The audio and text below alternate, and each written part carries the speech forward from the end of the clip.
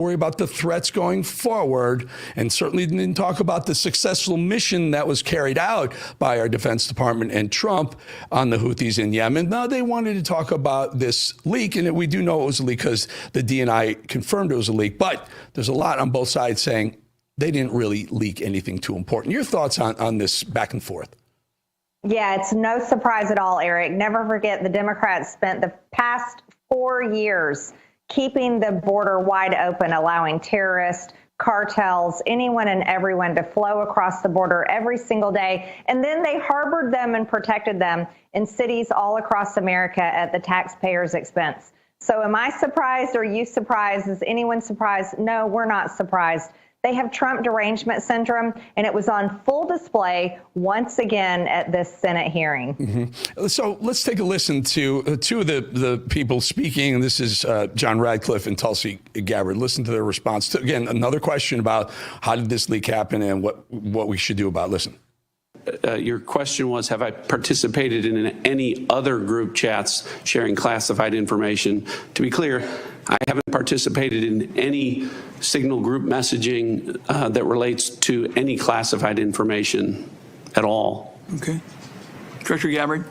Senator, I have the same answer. I have not participated in any signal group chat or any other chat on another app that contained any classified information. And the reason why that's relevant is both of those folks were on this signal group chat. And as Radcliffe points out, Tulsi agreed that there was nothing classified on that Jeffrey Goldberg at The Atlantic got.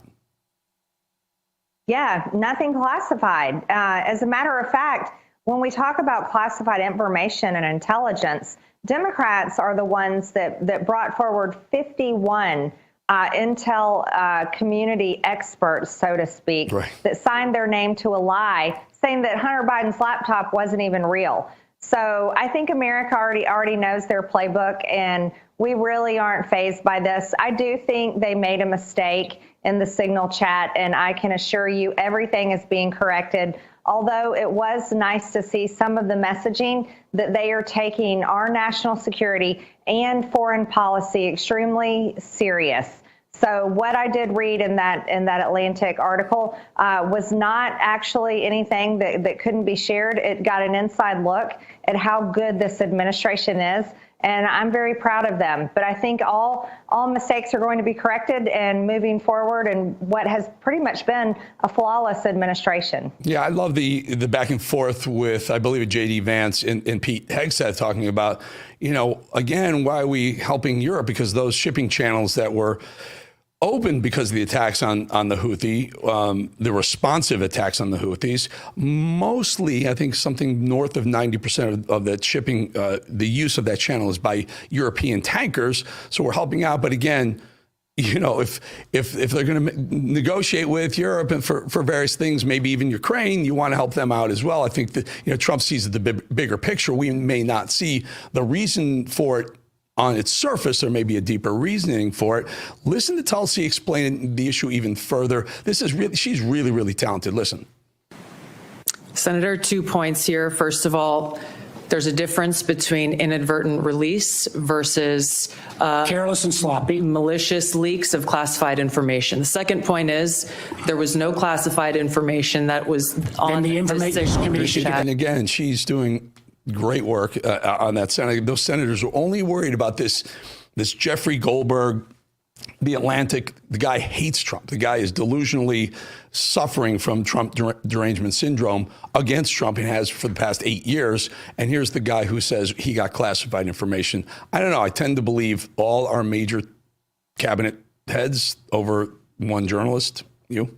Oh, absolutely, especially that particular journalist. We all know him to be far left and a liar. After all, he does work for The Atlantic, basically a publication that most Americans don't even read. But those so-called overly educated, affluent, and bored liberals read it, and I'm sure they were delighted at what they read. But here's the reality. We got an inside look at an America First administration that isn't running off to foreign wars like the Biden administration and Democrats were when they jumped in and funded the Ukraine war. We got to look at our Vice President Vance talking about he isn't really interested in necessarily jumping into a war and questioning the ideas of that. which I was delighted with.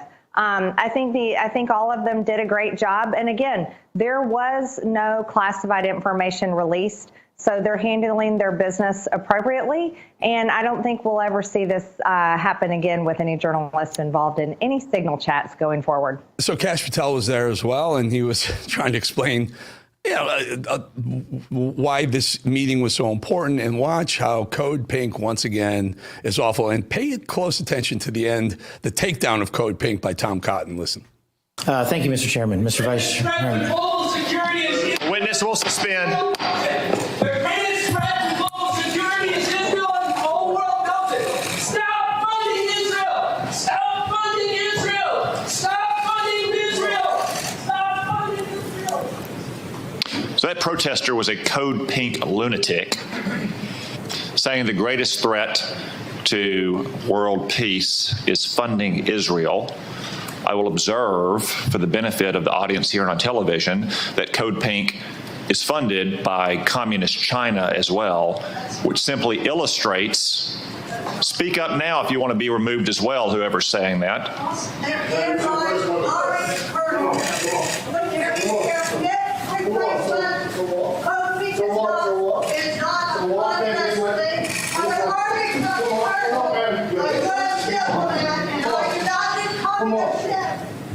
If anyone else would like to join them, speak now, please, so we don't have any more disruptions. So clearly, Cotton knows what he's doing there. I love that part. Final thought on this before we move on to something else.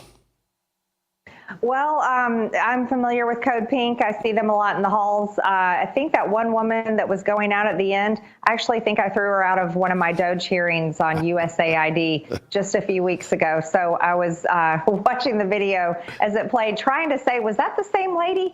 I'm not sure. Look, here's the real reality. The greatest threat to world peace is the funding of the Ukraine war, which has led us to the verge of World War III. And, you know, I think it's very important for our government to focus in on America and our problems and our $36 trillion in debt. And that's why I am so thrilled with the work that I'm able to do on the Doge Committee. There you go. We want to talk about it. I think you have a big meeting tomorrow. We'd love to hear from you after that meeting as well. Love what you're doing with Doge. One of your counterparts on the other side of the aisle seems to be bubbling up as maybe the most, I guess, popular Dem on their side. And it's really odd because she plays the race card everywhere. It's insane how often she can find race as the issue between anything. But also she uses some pretty, I would say, almost violent rhetoric. Take a listen to Jasmine Crockett talking about really a disgusting way Governor Abbott, who's in a wheelchair. Listen. Because we in these hot ass Texas streets, honey. Y'all know we got Governor Hot Wheels down there. Come on now. And the only thing hot about him is that he is a hot mess, honey. So yes. Can you imagine? Can you imagine if a Republican said something about African American who was in a wheelchair or handicapped, the blowback they would get? I can. I actually can't imagine how veterans that are either paralyzed, lost their legs, and live daily in a wheelchair simply because they were serving our country and defending our freedoms. Jasmine Crockett owes Governor Abbott and every single American an apology. Not only should she apologize for that, what she said about Governor Abbott and insulting people in wheelchairs or people that are handicapped and just born that way, she also owes an apology to Elon Musk and President Trump for her threat of violence, the threat of domestic terrorism that is being waged against Tesla drivers, Tesla employees, and Elon Musk himself. Jasmine Crockett is responsible for that, and that is why I have asked Pam Bondi to investigate Jasmine Crockett and her involvement in domestic terrorism across the United States of America. So that's interesting because Pam Bondi, I think yesterday, put out a statement saying Jasmine Crockett better watch her words, which is a heads up, but she doesn't seem to be toning it down because some of these things have happened since then. Should Jasmine Crockett be censored by the body of the House? You know, Eric, I'm one of those that thinks that the best thing we can do is let Jasmine Crockett talk. You know, she kind of just does it herself. and she is becoming the biggest clown and embarrassment of the Democrat Party, and I am enjoying watching the entire thing happen.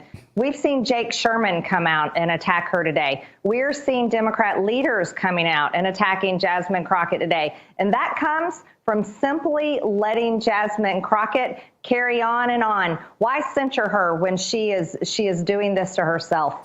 You know, they want to make her the face and a leader and a potential presidential candidate of the Democrat Party in 2028. I tell you right now, I would love to see that happen, because I would love to pound her and beat her in that election when we move forward and make sure that we win the presidential race in 2028. Now, is this the one you had the thing with when you called her? She called you workout queen or whatever. And you called her Mrs. It was about her eyelashes, which are rather large and thick.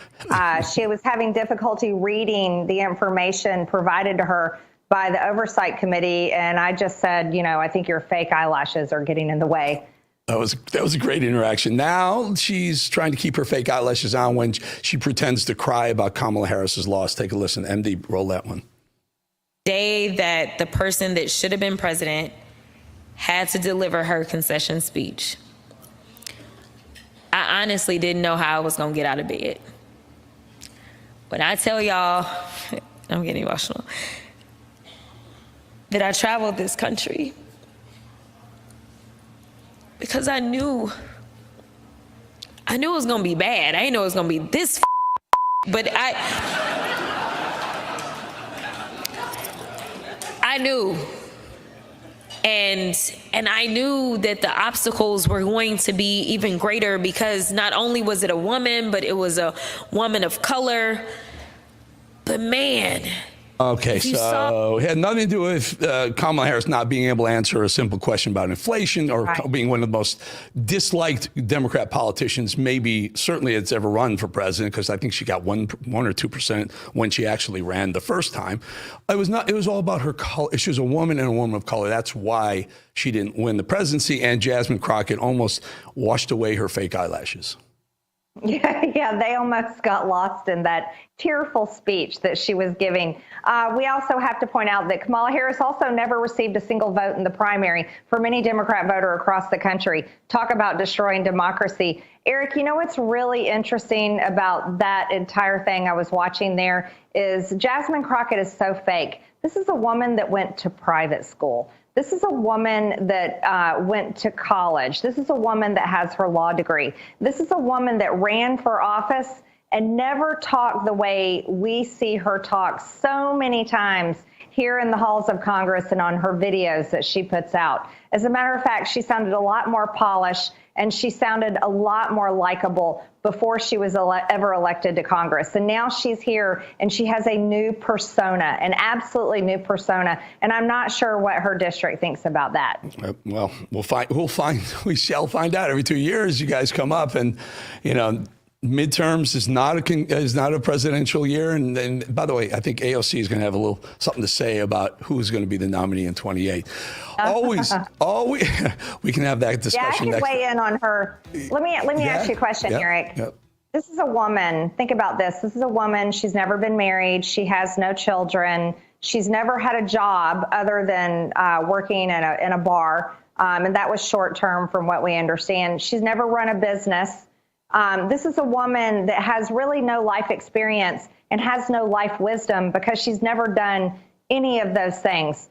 This is why no one will take her serious as a presidential candidate, because we don't want someone that's propped up by the Democrat progressive establishment and who's basically an actress herself, making the most important decisions in America on behalf of Americans, who most of them have had jobs, have jobs, ran companies, have children, and have been married. Yeah, very important. Very important point to make. Very unserious person. We want to come in. We love having you on. So we have to post the Doge meeting, which is going to be great. Looking forward to it. Yes. Congresswoman Marjorie Taylor Greene, thank you so much for your valuable time. Thanks, Eric. We'll talk to you soon. We'll be right back in 2.5 minutes.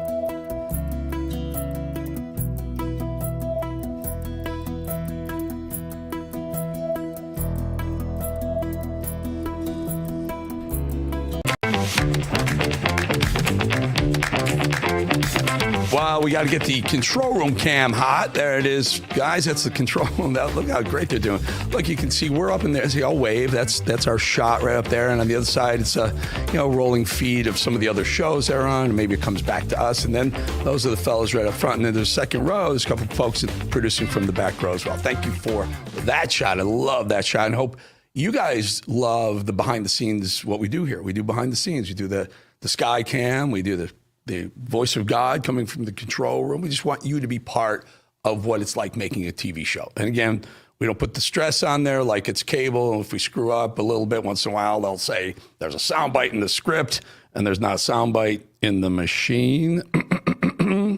But it's okay because we are very chill on the show. All right, it's a new day in America and a new administration in Washington, D.C. There's a lot of excitement and optimism about the future, but the reality is there's a lot of work to do, especially when it comes to fixing our broken healthcare system. The truth is that the forces that are responsible for breaking our healthcare system aren't going to go away. No way. The challenges our system faces won't disappear overnight. Now more than ever, you need to be prepared. That's where the Wellness Company comes in. These people are great. Their doctors are medical professionals that you can trust, and their line of prescription medical kits are the gold standard when it comes to keeping you safe and healthy. Whether it's the medical emergency kit, the contagion kit, the first aid kit, or the travel kit, these prescription kits contain an assortment of life-saving medications and guidebooks to assist in the proper use of these medications, from the flu to strep throat, from COVID to the bird flu, from a trip to the beach to a trip overseas. The Wellness Company has a prescription kit designed to keep you and your family safe and healthy. Make America healthy again starts at home. Do your part and protect the health of you and your family. Go to www.twc.health/voice today and order. That's twc.health/voice and use the promo code VOICE and get 10% savings. All right. Join me now, former FBI and author of The Fall of the FBI, a book, Thomas J. Baker. Mr. Baker, good to have you on, my friend. So can we just take it from your perspective? The White House says, yes, this actually did happen. We had a signal chat. Somehow a journalist was added. We'll get into that in a second. No way to know how that happened. But the White House is saying there was nothing classified on that chat. Have you seen what The Atlantic has printed and alleges is on there and what Jeffrey Goldberg is saying? And do you think someone's lying here? Is it the White House or is it Goldberg?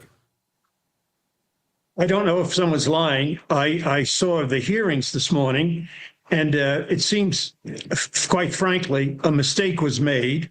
There's no doubt about that. This guy shouldn't have been on the call. But mistakes do happen. And the thing to do now, which essentially they did this morning, I know Kash Patel did and some of the others, they're going to look into it. And they're sorry it happened, and they're going to try to ensure that it doesn't happen again. Right. And President Trump tweeted last night, it looks like Mike Walls was the one who added Jeffrey Goldberg to the thread. And Trump, I think he truthed some support for Walls last night. So it doesn't look like Walls will be let go. Some people are saying someone should be fired. Other people are saying, was it done on purpose? Your thoughts? Well, I don't know if anybody should be fired. They should get to the bottom of it, of what actually happened.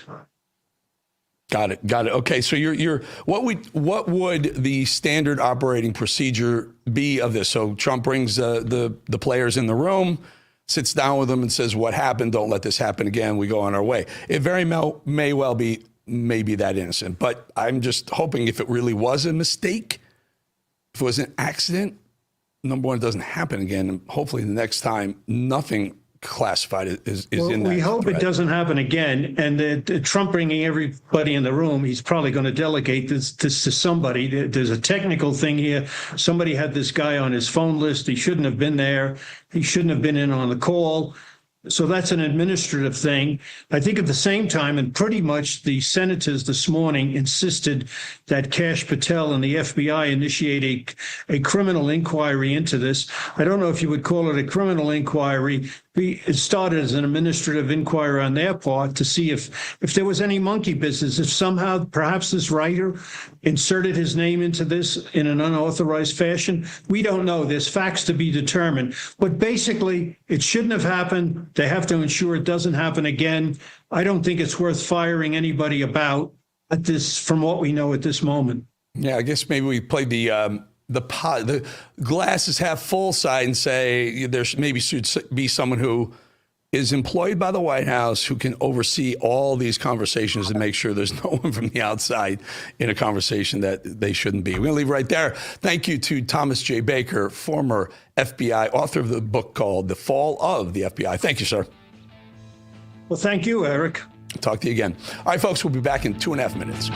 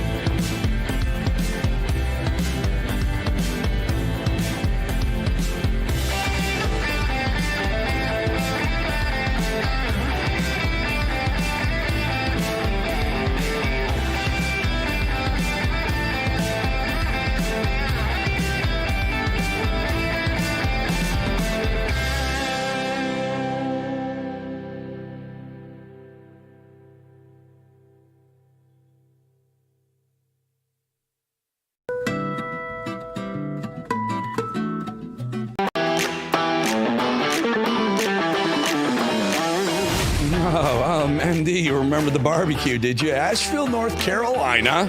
Beautiful city. Beautiful city. There's about 40 minutes from the North Carolina, South Carolina border, just north up there. And there's a place called the Biltmore, which is supposed to be fantastic. Never been there, but I've been to Asheville several times. Really, really fun town.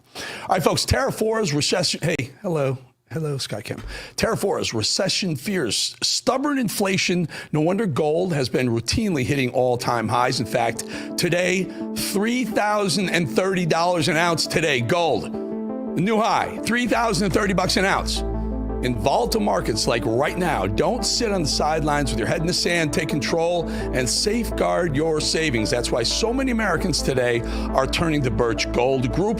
They've helped tens of thousands convert an existing IRA or 401k into an IRA in physical real gold, physical gold, coins and bars, folks.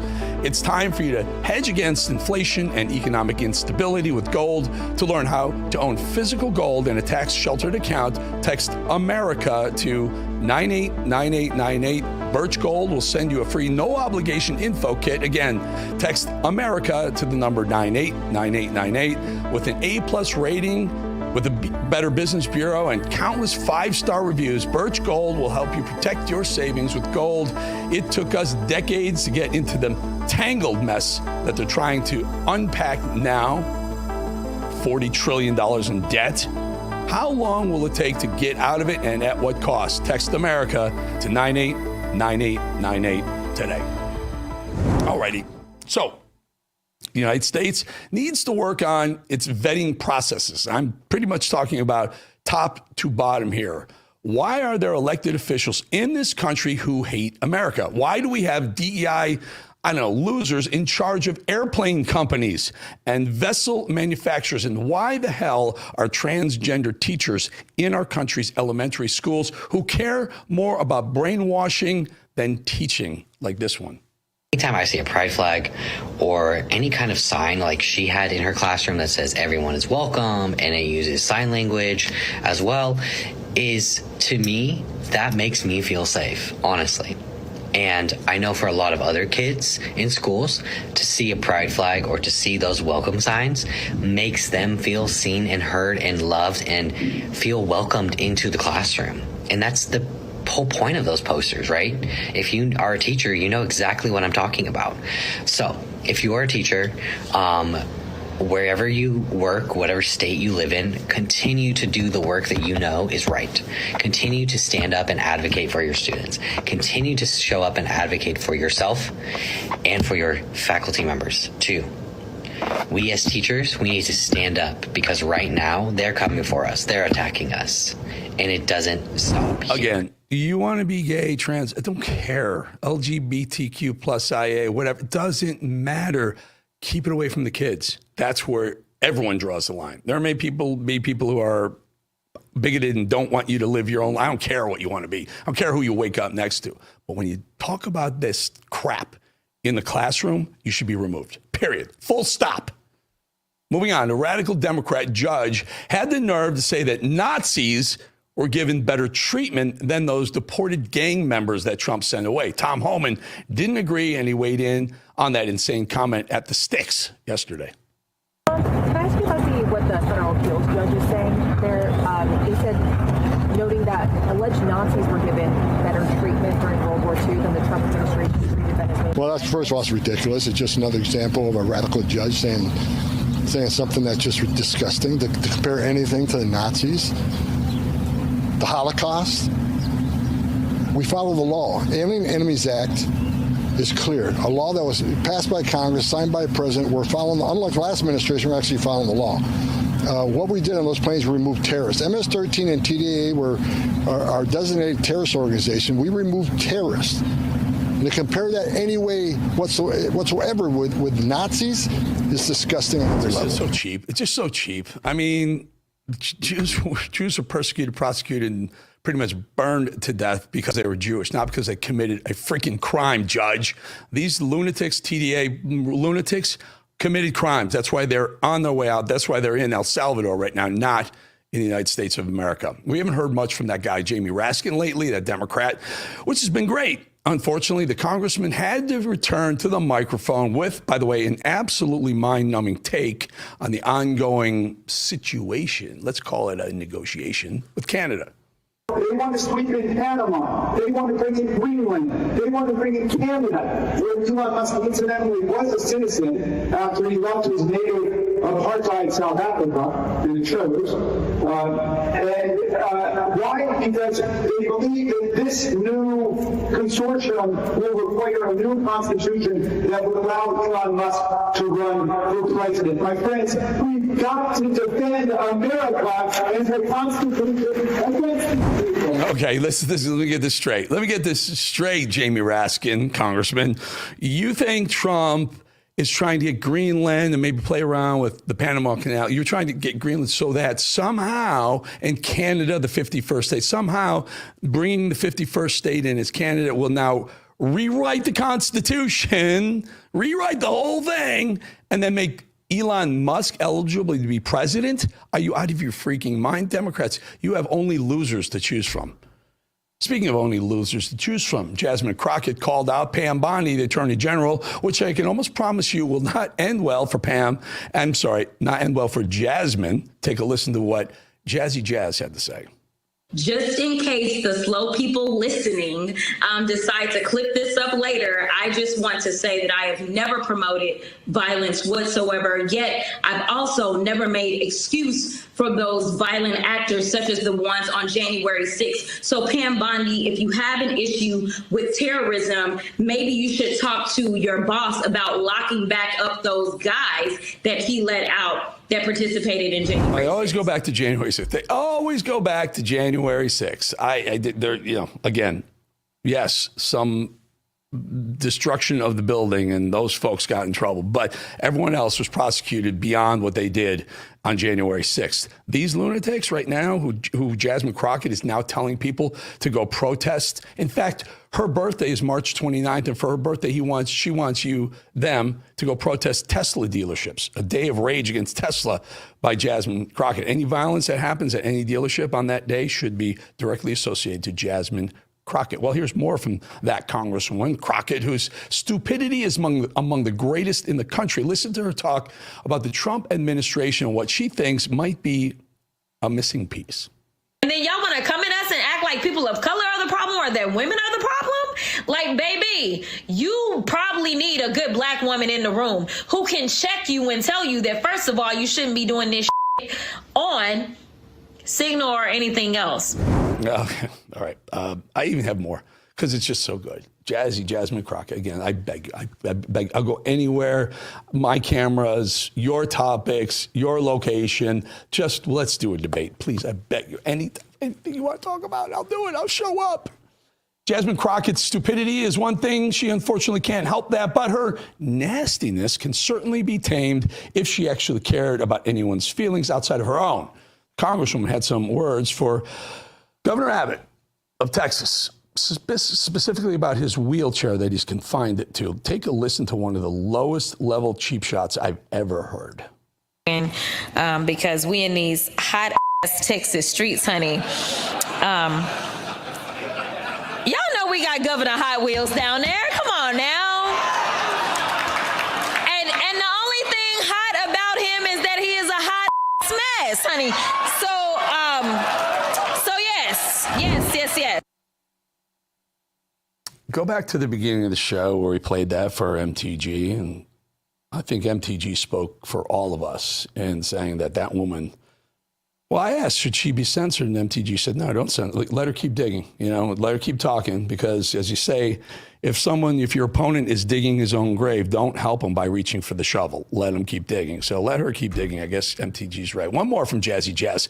After insulting the paralyzed governor of Texas, she shared an emotional moment, air quotes around emotional, with this brainwashed crowd fighting back tears, air quotes around fighting back, as she blamed Kamala Harris's election blowout on, guess what? Yep, color of her skin.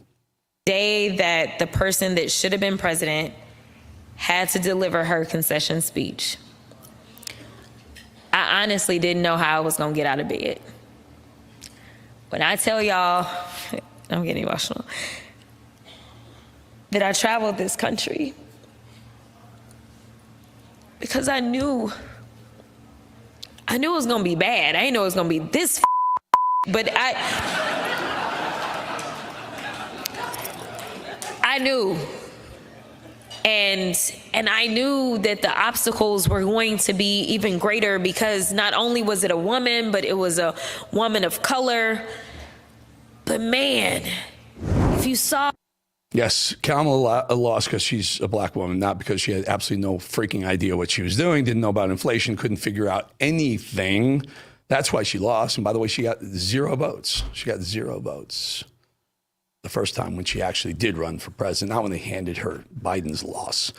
But very quickly, on a lighter note, much funnier note, an African-American woman had an interesting take on dieting, as she called diets racist. You heard me right. Dieting is apparently racist too. The same diets as white women, we lose less weight and we lose it slower, even when we're following the diet than our white women counterparts. It's literally that the racism that you're experiencing and the struggle to make ends meet actually means the diet don't work for you the same. I got news for you. It's nothing to do with the color of your skin, my dear. It's not racist. Food isn't racist, making black people fatter than white people. That's not the way it works. It's literally calories and carbs in and exercise out. That's it. Maybe try it out. I don't know. We'll be right back. 2.5 minutes.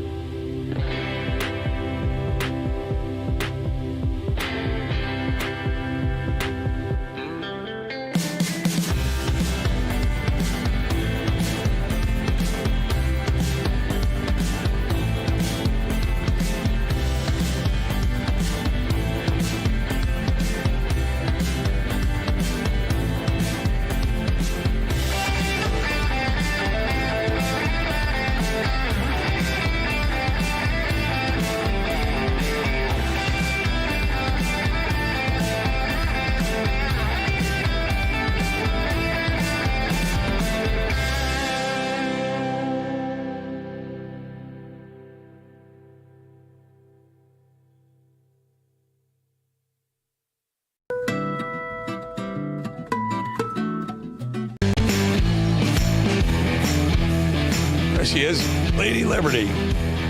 France wants her back, or at least one MEP wants her back in France. Ain't gonna get her. She's ours. That's in the New York Harbor, folks. So I assume it's New York property, but New York Harbor owned by America, right next to Ellis Island. All right, are they kidding me with this? No. If he wants to start looking so closely to find those who were born here and their parents were undocumented, maybe he ought to first look at Melania. We don't know whether or not her parents were documented. And maybe we'd better just take a look. That's just Maxine Waters, a congresswoman from California who loves to call for violence. And there she is screaming yet again, calling for the deportation of the first lady of this country, a woman who is clearly an American citizen, who came here legally, went through the entire immigration process legally, and is here legally. Let's deport First Lady Melania Trump, says Maxine Waters, that nut job from California. This trash is in our government, affecting policy, representing Americans. What kind of Americans? Californians, so I'm not sure if they're really Americans. And yet this is another congresswoman, more trash, a person the Democrat Party considers to be the shining star and leader. Are they kidding us with this? That is just Maxine Waters, a congresswoman who loves to call for violence. Again, screaming again, calling again for the deportation of the First Lady. Clearly someone who's been here legally through the entire process. It's crazy, right? Yep, another Democrat. Listen, that's it. That's it. Keep going. Keep going. Keep going. Oh, how about? Okay, let's take a listen to this. Because we in these hot ass Texas streets, honey. Y'all know we got Governor Hot Wheels down there. Come on now. And the only thing hot about him is that he is a hot mess, honey. So yes. So not only do we have Maxine Waters calling for the deportation of the First Lady, who's an American citizen, we got Hot Wheels, a congressional member, talking about the governor of Texas right there, Jasmine Crockett, talking about Greg Abbott, who uses a wheelchair and has done so since he was paralyzed in an accident. And that right there is one of the clear leaders of the Democrat Party somehow right now. The classless, clueless Jasmine Crockett mocks the governor with the insult, Governor Hot Wheels. I only see one hot-ass mess. That messaging, that tone, that rhetoric is something they're more than happy to own. Oh, how about this little gem, too? I knew. And I knew that the obstacles were going to be even greater because not only was it a woman, but it was a woman of color. But man. Again, with the absolute garbage, we had to show you again. This idea that Kamala Harris should have won, except it was for her color and all her word salad glory, inept glory, lost the presidential election simply because of the skin color of Kamala Harris, says Jasmine Crockett. That's it. That's what they're sticking with. This is truly what they want to convey, without a doubt. This is what they want Americans to think they truly believe. That's what they're telling young people. That's what you do and say, doesn't matter. It doesn't matter if you are good at something, or you're capable, or you have experience, or you have aptitude, your strength, your ability doesn't matter. That's what they're saying. What matters to the Democrats is giving the part, the role, the position to someone based solely on their skin color. And if they didn't get it, it's because of their skin color. Absolute garbage they're going with. Folks, I don't like hearing it. I don't like seeing it either, but this is what they've become. They're clearly sticking to it. They're angry. They're violent. Their words incite violence. Don't let anything else distract you from that truth. So just to update the latest scoreboard here, so it's all loud and clear for all to hear, rising Democrat star Jasmine Crockett has now claimed the 2024 election was stolen. She's called for violence against Senator Ted Cruz when she ran against him for the Senate and lost. And she's made fun of Greg Abbott being in a wheelchair. And not a single denunciation from anyone on the leftist machine. Weird? Maybe? Not really, because it's the Democrat Party. The Democrat Party has become indefensible. Never mind the judge lawfare, never mind the overreach by the Soros-owned judges and politicians, the blatant disregard for a federal operative to remove illegal invaders from this country. They're defending violence. Sir, your Democratic colleague, Congresswoman Jasmine Crockett, said, quote, "All I want for my birthday is for Elon to be taken down," referring to Elon Musk. The Attorney General connected those comments to attacks on Tesla, and she says, quote, of Crockett, she needs to tread very carefully. Is that a threat? It sounds like it is, and they're certainly making those kinds of threats against Democrats all over the place. I mean, what's so interesting is how extremely literal-minded they can get when Democrats are using common metaphorical parlance to talk about political struggle. All of that sounds like a newer, wordier version of mostly peaceful. They're more than happy to let members of their party who condone violence and lawlessness become their leaders. Thank you, Leader Jeffries. Rep. AOC drew some large crowds on the trail this past week, stumping out west with Senator Sanders. Is it wise to elevate her as a party messenger? And to what extent are you concerned that she could become a prominent boogeyman for the GOP ahead of 2026?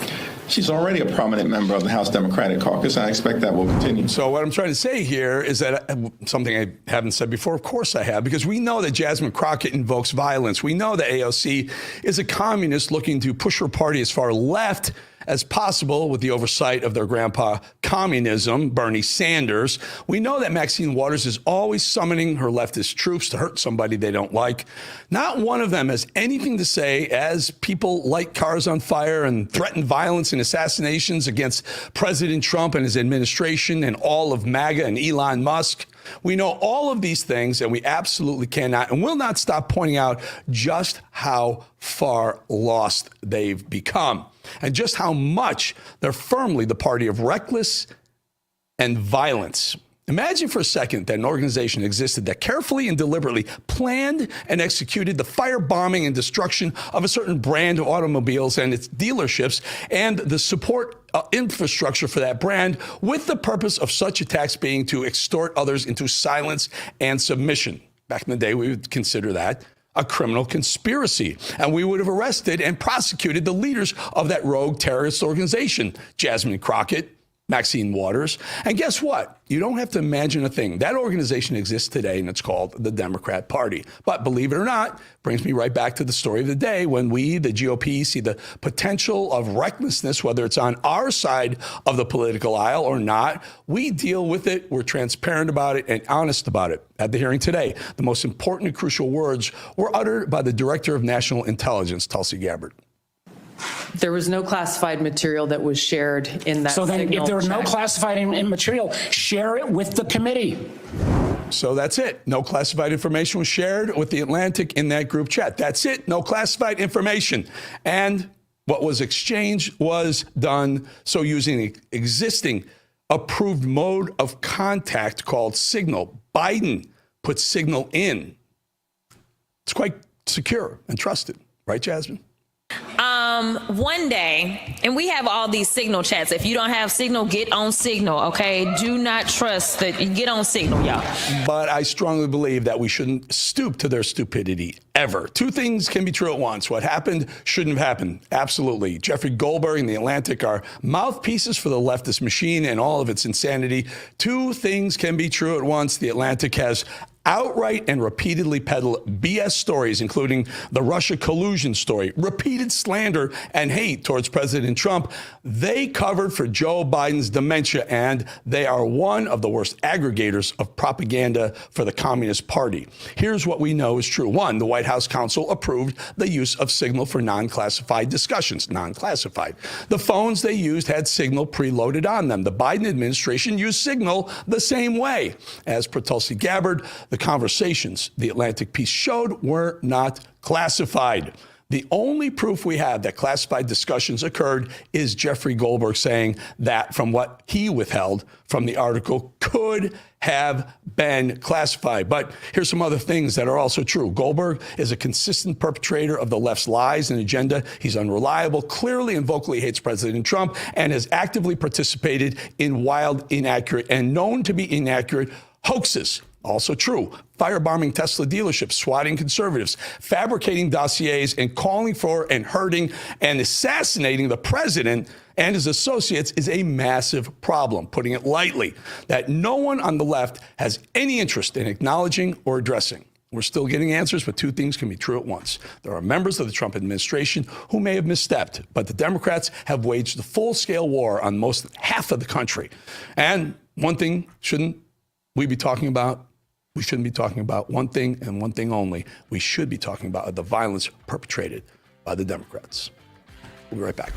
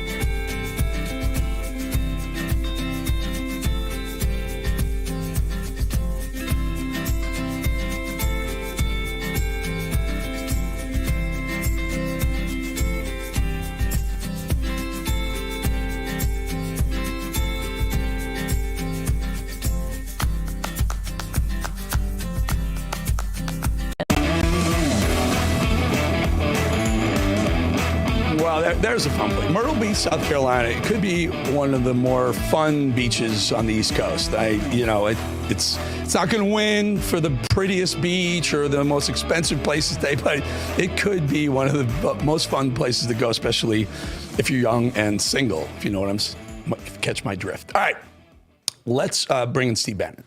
Because Steve is just, the sensei, as they say in karate, or the guru, as they say in politics. He's the Don. We talk about OG MAGA, original gangster MAGA. He's the Don of all that. So, Bannon, just very quickly, I have a little treat for you in a minute. First off, hang on.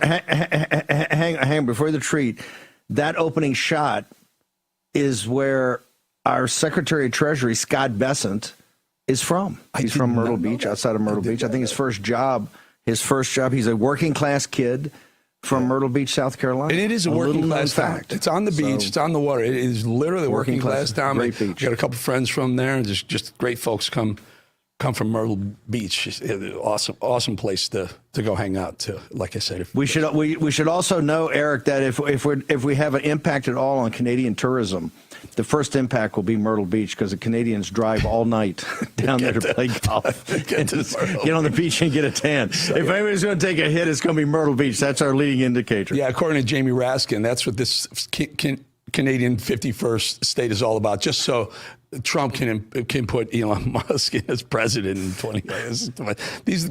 They're grasping at straws, Stephen. Grasping. All right, there's the treat. Ready? Okay, we found this video. This is circulating the interwebs, as George Bush used to say. Check out this video of an alligator fighting a crocodile. And here's my question before you watch this video: is this Gators, Florida Gators, Ron DeSantis, politics, American crocodiles, Trump? Who wins in this fight, the alligator versus the crocodile? Let's take a look, because it's a metaphor.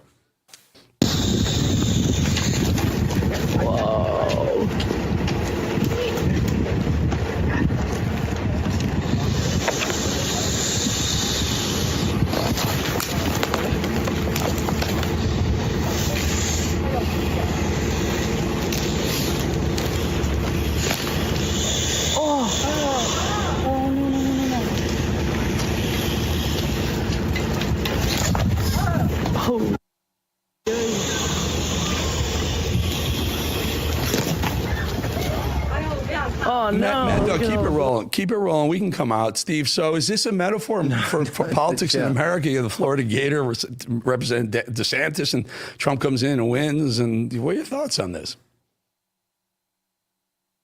My thoughts is, where's the honey badger? Honey badger beats all. Throw a honey badger out there. Let's see. Yeah, throw a honey badger out there. See. By the way, bowling. I finally got an idea. You and I can really retire.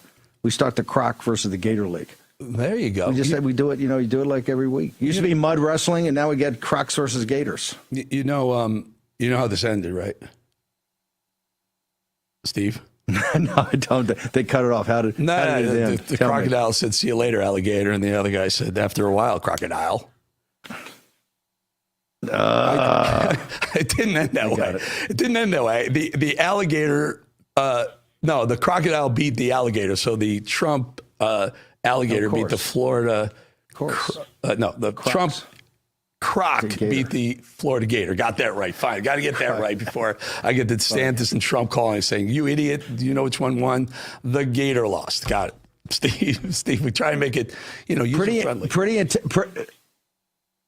Pretty intense day today in the Senate, Eric Bolling, and we have a no scalps policy in the war room and at Real America's Voice. So, folks, we're gonna have to hunker down. We got some work ahead of us. So, in other words, you want to define that from that. Your guys know, but no scalps. Well, go ahead. No scalps. No one can get fired. No one can get terminated for this. This was a total setup. You saw it in the timing with this hearing today. We have to hunker down, and there's already getting some people weak.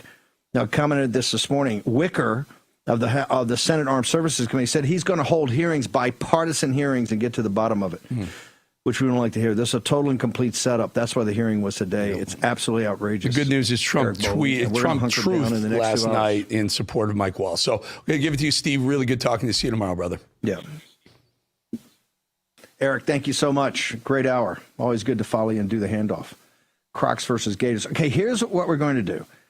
We're going to now have a cold open. It's going to be, 7 or so minutes long. It's going to get to the intensity of the day. Also, President Trump signed a number of executive orders on election integrity, a couple of other law firms that the government is going to have a discussion with about their practices, their lawfare practices. We're going to play some of the intensity. This was a setup today. The event happened on the Ides of March, on 15 March. You remember we were here live that morning on War Room. And of course, the journalist, supposedly was watching us at 11:44 when these things started. He waited 9 days. Why did he wait 9 days? Because they knew they had a previously scheduled Senate Intelligence Committee meeting today. All of that was basically turned to this situation. A total and complete setup. Let's play it. We're going to go to the White House. We got Natalie Winters. We got Jack Posobiec. We have from the House Intelligence Committee, Ben Klein's going to join us. All of it. Let's go ahead and roll. Director Gabbard, did you participate in the group chat with Secretary of Defense and other Trump senior officials discussing the Yemen war plans? Senator, I don't want to get into the specifics. Ma'am, were you on? You're not going to be willing to address. So you're not. Are you denying? Matt, will you answer my question, ma'am? You were not TG on this group chat. I'm not going to get into the specifics. So you refuse to acknowledge whether you were on this group chat. Senator, I'm not going to get into the specifics. Why are you going to get into the specifics? Is it because it's all classified? Because this is currently under review by the National Security Council. Because it's all classified? If it's not classified, share the text now. As the White House previously stated, is it classified or non-classified information on this text? I can confirm. Director Radcliffe, were you on the group chat? Contact the Defense Secretary or others after this specific military planning was put out and say, hey, we should be doing this in a skiff? There was no classified material that was shared in that. So then if there was no check. classified material, share it with the committee. You can't have it both ways. These are important jobs. This is our national security. Bobbing and weaving and trying to, filibuster your answer. Criticized so strongly. He's a very good man, and he will continue to do a good job. In addition to him, we had very good people in that meeting, and those people have done a very, very effective job, and you're going to see it. And it goes on, by the way. It's going to go on. And I think the Houthis wish that it didn't happen, but that's what it's all about. We have to create a safe country, a safe world, and that's what we're doing. Well, let's put it this way, Director Radcliffe, a discussion by senior U.S. officials on the timing and risks of a proposed military campaign and disagreements between the president and the vice president about U.S. plans and intentions would be of obvious interest to foreign intelligence services, would it not? Yes. And they were discussing the timing of sending U.S. air crews into enemy airspace where they faced an air defense threat, correct? I'm going to, Senator, defer to the other principles that you're referring to about what the meaning and the context of They're what they were talking about auditing. the timing of U.S. airstrikes, correct? Yes. Yes, and therefore the timing of sending U.S. air crews into hostile airspace, correct? Yes. And therefore the time period during which enemy air defenses could target U.S. air crews flying in enemy airspace, correct? I don't know that. You do know that. Do you think that Mike Waltz made a mistake, and does he need to apologize? No, I don't think he should apologize. I think he's doing his best. It's equipment and technology that's not perfect, and probably he won't be using it again, at least not in the very near future. What do you think? That's sir. I agree with you. Let's get everybody in the room whenever possible. A lot of times you find out defects by exactly things like that, but. And would not information about the timing of airstrikes allow a military to pre-position or cue air defense systems to shoot down enemy aircraft? I think, Senator, from our perspective, any advance warning is something that we certainly are trying to protect. Yeah. Director Ratcliffe, this was a huge mistake, correct? No. A national political... Hold on. No, you Let me hold answer. on. No, Director Ratcliffe, I asked you a yes or no question, and now you'll hold on.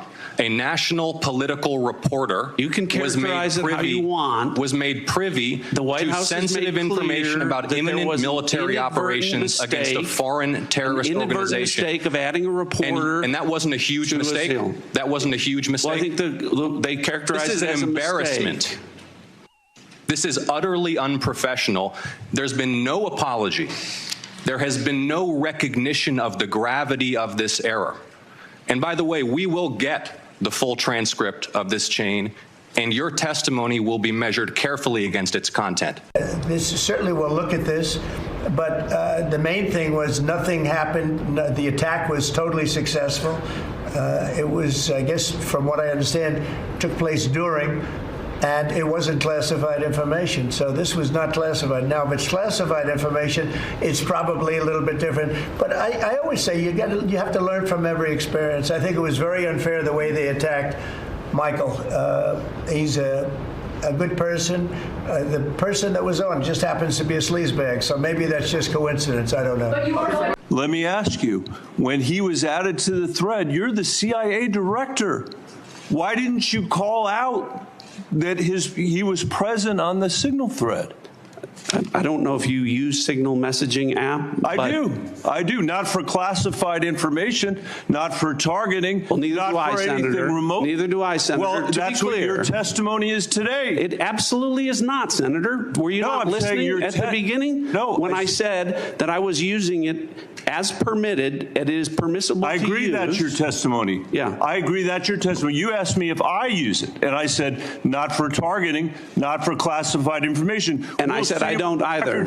I also know Jeff Goldberg. I don't use it to communicate with him. But you thought it was appropriate. By the way, I think he's one of the more outstanding journalists in America. But I'm shocked to find him on a thread that he's reading in the parking lot of a grocery store in Washington, D.C. And your testimony as the director of the CIA is that it's totally appropriate. No. Is it appropriate? No, Director, that is not what I... Okay, go ahead, please. When did I use the word appropriate? Well, go ahead, please. Well, I didn't. That everybody in America... So clearly, there's nothing to Senator... see here is what your testimony is. No, I never said that. This is just a normal day at the CIA where we chat about this kind of stuff over Signal. In fact, it's so normal that the last administration left it here for us. That's your testimony today. That's one final point. I'm out of time. It. Well, are you going to give me a chance? Is it appropriate? Did you know that the president's Middle East advisor was in Moscow on this thread while you were, as director of the CIA, participating in this thread? Were you aware of that? Are you aware of that today? I'm not aware of that today. This sloppiness, this incompetence, this disrespect for our intelligence agencies and the personnel who work for them is entirely unacceptable. It's an embarrassment. Senator, you need to do better. You need to do better. Thank you. I'm being gavelled. The appropriate response for that was Tulsi Gabbard's open. It's under review. I'm not here to talk about it. They're there to talk about the annual intelligence brief against major powers and major threats. In the threat assessment, the unclassified version, the public version. What the Director of National Intelligence said at the beginning of the hearing was the appropriate, and they should have dug in right there. This is not a search for truth, and particularly those jackals. You saw that, and we could play so much more. The entire 2 hours, every time we went to, why was it that we didn't go to the Republicans? Because they were asking smart questions about the overall threat assessment. Every Democrat came right back to the thread. Why? They want to scalp. They want to break. This is the deep state rising up and coming after President Trump publicly with the fangs bared. Do you think that it was just random that this hearing was held today, that Goldberg